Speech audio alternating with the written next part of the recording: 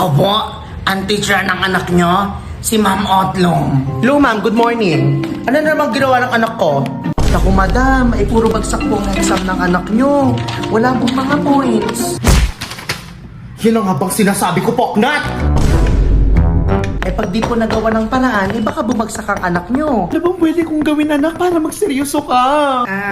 Gusto mo ba sa'yo muna yung mga things ni Mami, ha? Para magseryoso ka? O ito, sa'yo muna yan. Pati ito mga alahas ko. Isasangla ko muna sa'yo, tapos palitan mo na lang ng points sa school. Ano ka ba, ma? Walang ganun. Ay, wala ba? Ano ba yan? Buti pa sa Cebuana, every sangla, may points! Buti pa sa Cebuana may points. Pumunta lang sa pinakamalapit na Cebuana branch, On an item, and earn some points. kada transaction.